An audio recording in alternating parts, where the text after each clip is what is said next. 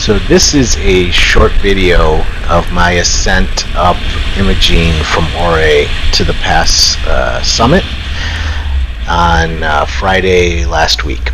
This was the culmination of a week-long trip to the Ouray area in Colorado, Ouray, Telluride, Ridgeway, and that vicinity, where there are a number of really fantastic rides for off-road bikes. Maybe not full-on dirt bikes, but in our case we had kind of in between. I was riding here a Husqvarna 701, a little too big and heavy for full-on off-road, but really fantastic on fire roads. And this is kind of somewhere in between full off-road and fire roads. It's more, these passes were more challenging than kind of the traditional eastern fire road that those of us from the East Coast are used to. A lot more vertical, a lot more steep terrain, a lot more open rock. On the plus side, a lot less slippery mud.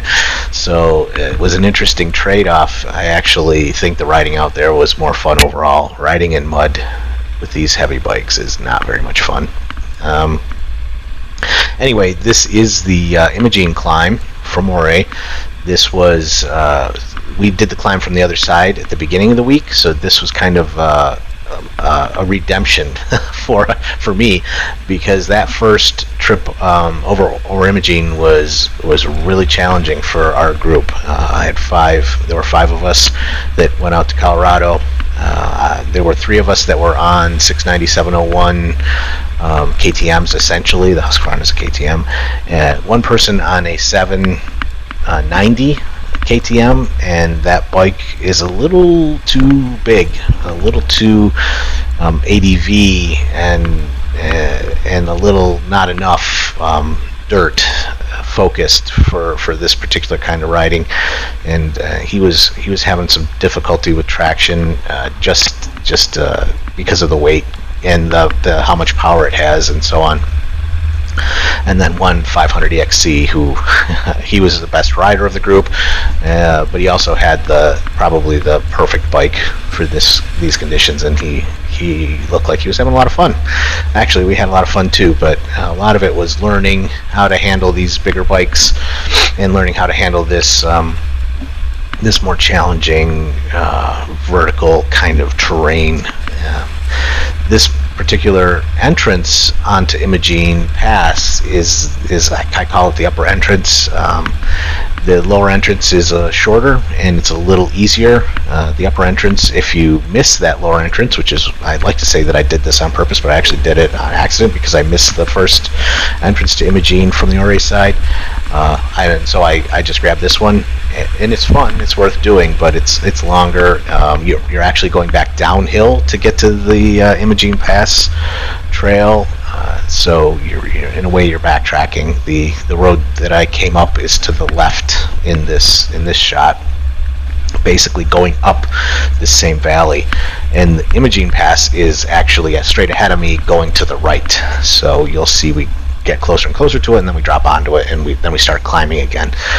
This particular little section, though, is interesting because it has a lot of this open rock, a lot of water. It had rained prior 2 days, so there was quite a bit of water. One of the things I really liked about Colorado is the water didn't turn everything into Vaseline-coated, slippery hell like it does in the east. Everything gets slippery when wet.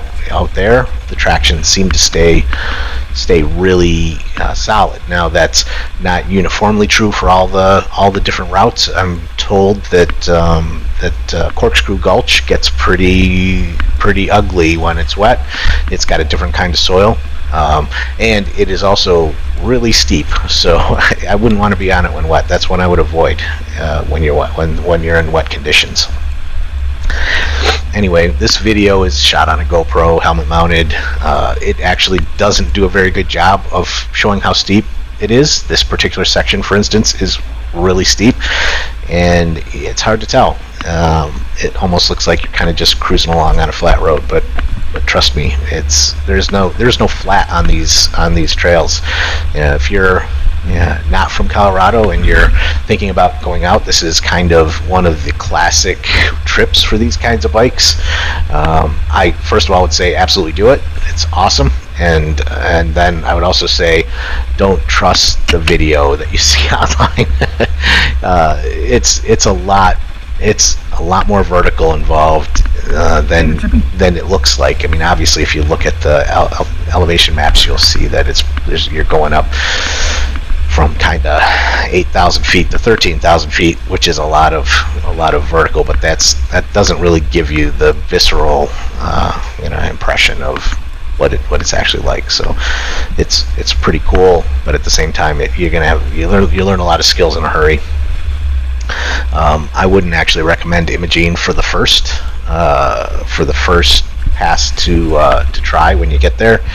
I would actually save it to almost the last. The only pass we didn't do was Black Bear, so I can't really talk about that one. But in my opinion, this was quite a bit more challenging than any of the other passes on the Alpine Loop, for instance.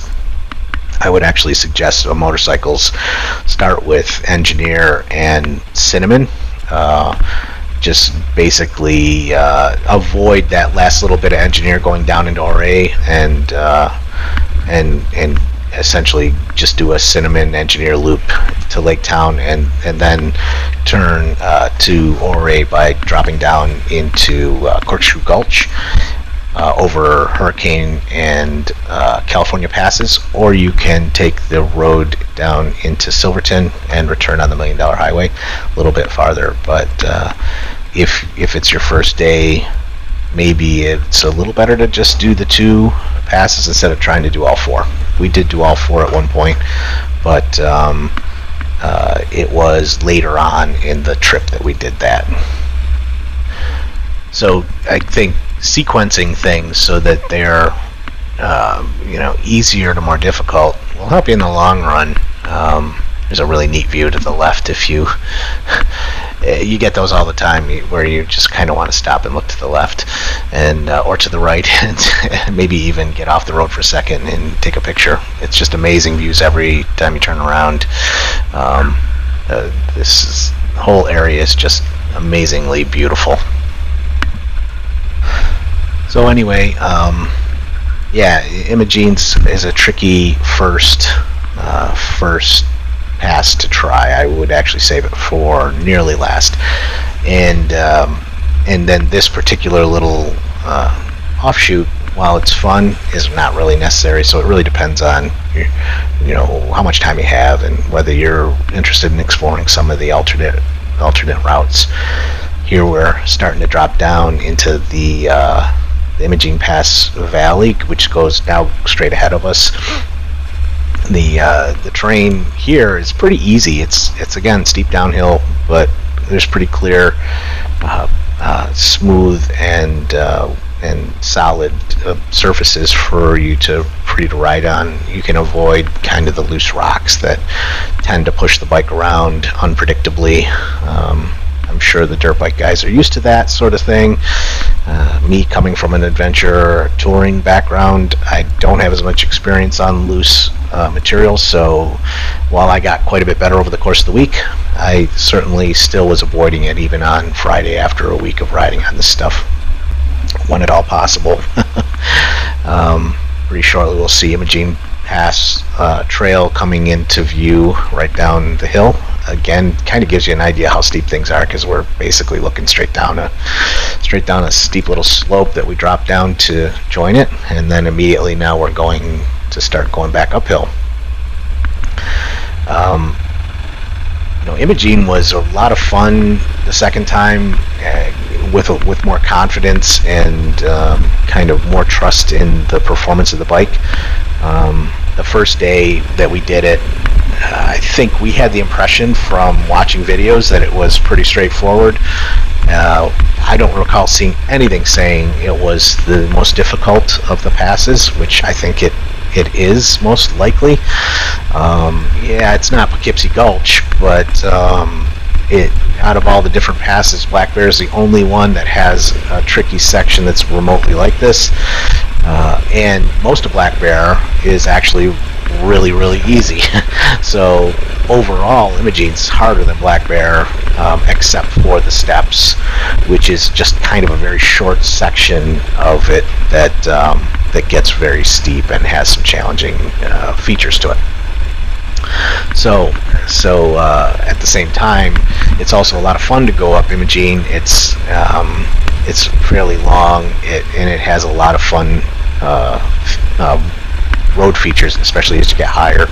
Some of the challenging multi-path decision making that we'll talk about when we get up there is a lot of fun. But to do it on the first day, well, what happened to us is we started from the Telluride side, and it was pretty straightforward coming out of Telluride, very steep with some really vertical cliff kind of drop-offs to one side that when you look at it on video, I put some videos on YouTube and everybody was like, no, that's crazy, why would you do that to yourself?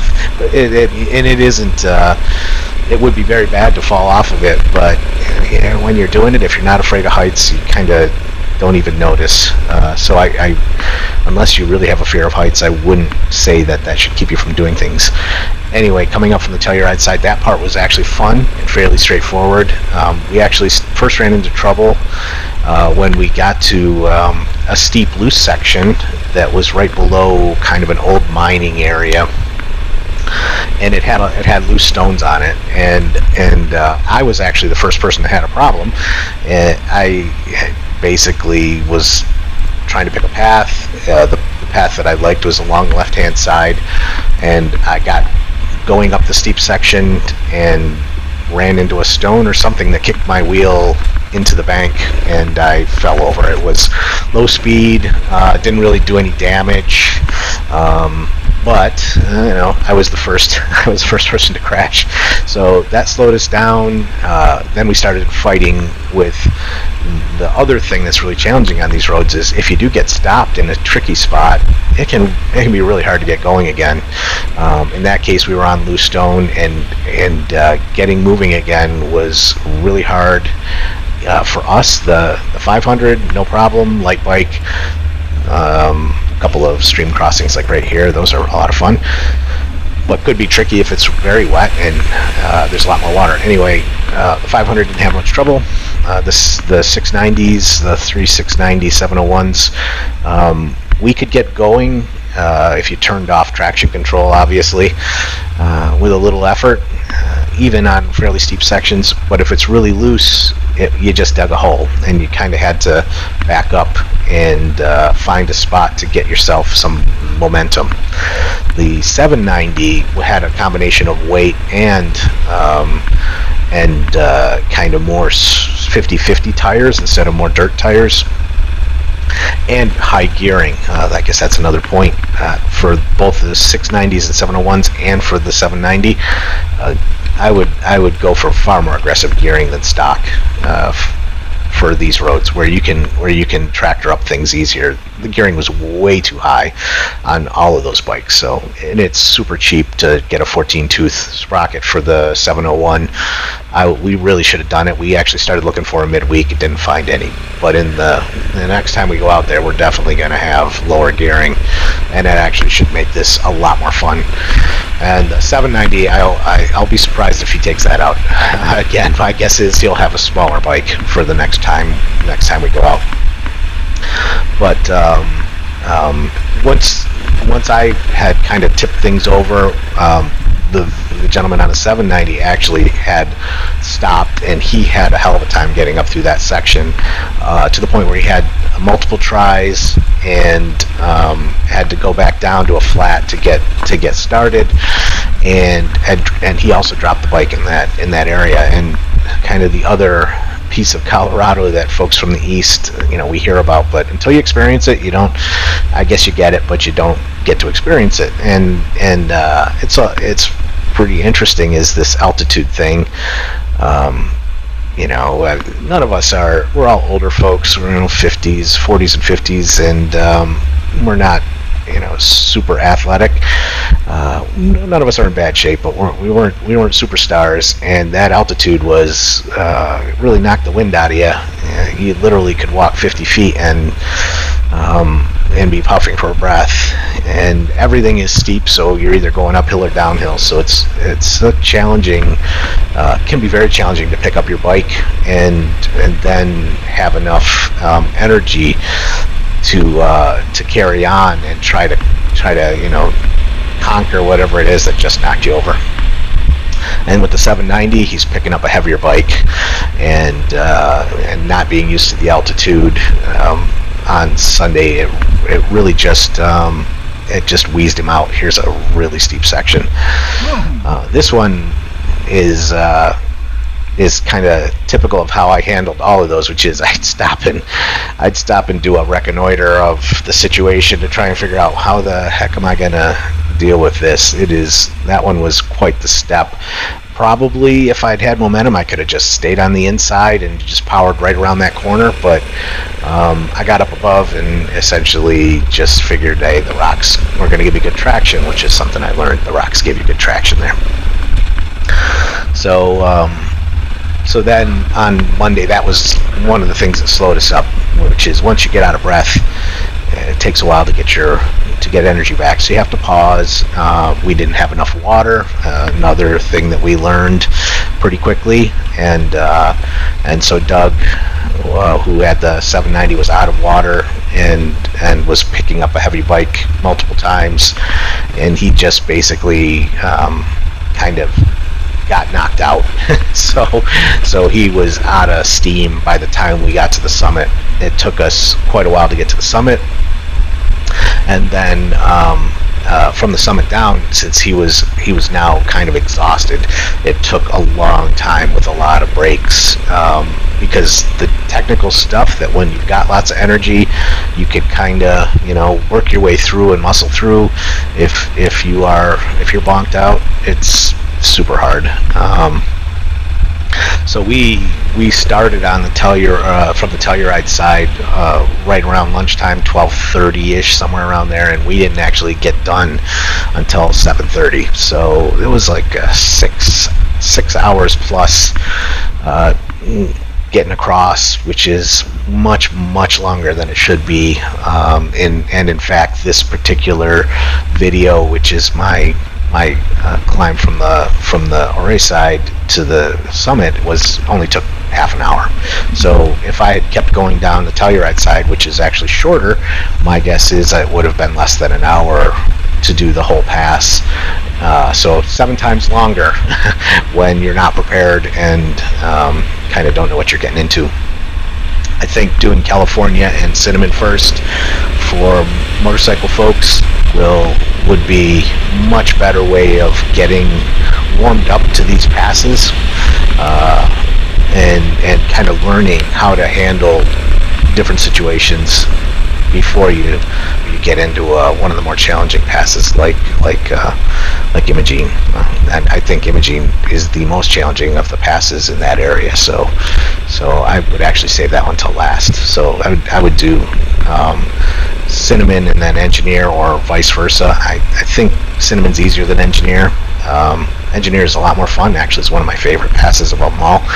And then on the first day, I probably would actually go in and out through Silverton instead of trying to do all 4 of the Alpine Loop passes at once. If those go well for you, then on the second day you could potentially say do all 4, which is what we did on Tuesday or Wednesday. We went up Corkscrew Gulch and then over California and Hurricane Passes to Animas Forks, and from there we rode out over Engineer Pass and then back over Cinnamon back to Animas Forks. And that's a great ride, actually, and you can then exit through Silverton. The ride down to Silverton's boring and it's really bumpy dirt road, but still $1 Million Highway's a nice ride, so it's a fun part of that trip.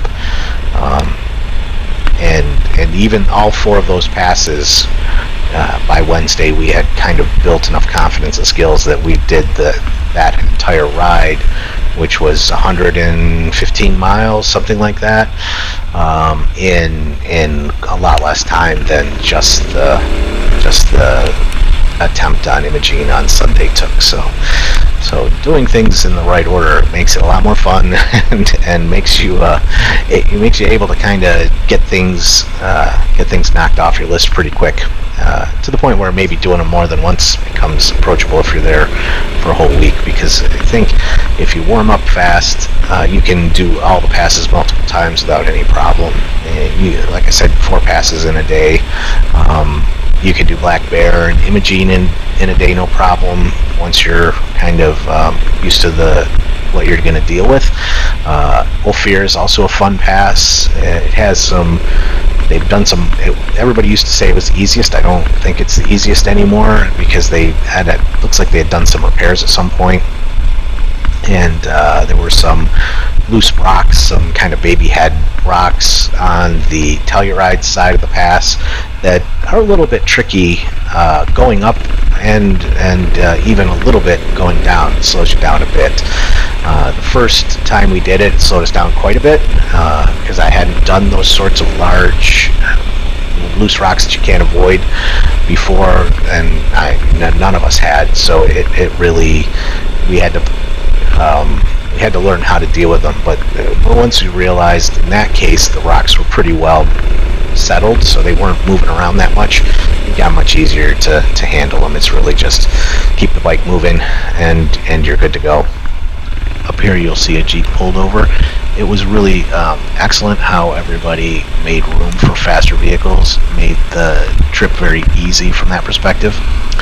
These sorts of pass climbs, these look really super impressive, but they're pretty easy. It's definitely steep. Again, the GoPro squishes everything so it doesn't look like it's steep, but that slope to the right, you really wouldn't want to get out onto it. You'd slide down quite a ways before you could stop. Little rough here, and that is, Imogene was quite a bit rougher than the other passes, which is one of the reasons why I would call it the most difficult of the bunch of them for motorcycles. And I guess that's another comment, is most of the videos I watched prior to doing this were kind of 4-wheelers and Jeeps, and they have a really different set of requirements. What's hard to them doesn't necessarily come out as hard to a motorcycle, and things that are difficult for a motorcycle, like loose stones, they don't have a problem with. So you can't really trust them for difficulty. So a lot of the sites that say this is hard, this is easy, that they don't really apply to motorcycles. And interestingly, there were a couple sites that had reviews for motorcycles, but you had to find them, and some of them I think maybe had been done a few years back, and things have changed. So this was a really steep section with these little step rocks. That's something you kind of have to learn to deal with coming from the east. Those rocks actually got really good traction there. They bounce you around a lot, but they're a good way to get up steep sections, because you don't have to worry about things breaking free. So once you learn how to handle them, they're kind of fun, actually, both directions. Here we're kind of getting close to the top section of Imogene on this side, and this is where some of the more interesting and kind of challenging parts of the ride are, because there's some kind of vertical steps and rock features that have multiple paths, and you have to find your way around them. Lots of different ways to do it, and actually one of the more interesting things of doing Imogene multiple times would be to try different approaches to these. I picked the safest in this case for most of those options, the safest path that I could find, which may or may not actually have been the best. Here you've got some steps, but you could go to the right there. There's kind of an interesting little step to the right that could be a lot of fun on a dirt bike. I went down that step. Going up it would be maybe challenging. And that whole section, it's probably 50 feet of vertical that in a pretty short span of distance. Keeping your speed up and finding a path that doesn't put you on loose stones and cause you lose traction was the way that I kind of managed a lot of that stuff. As you can see, in a lot of places, there's multiple ways of doing it. And there are, in some cases, roads that go actually off in other directions that it's not obvious. So if you don't have a GPS, don't be afraid to scout out routes, because sometimes the actual pass route isn't the most obvious, and you have to look around a little bit. So this was like a little valley right before the final climb to the pass, and there were a couple of fun sections in here. This is nothing too crazy, but as you get closer to that hill on the far side, there's some pretty steep areas where because my gearing was so high, I ended up really having to use clutch to manage engine speed, or I would have stalled the bike.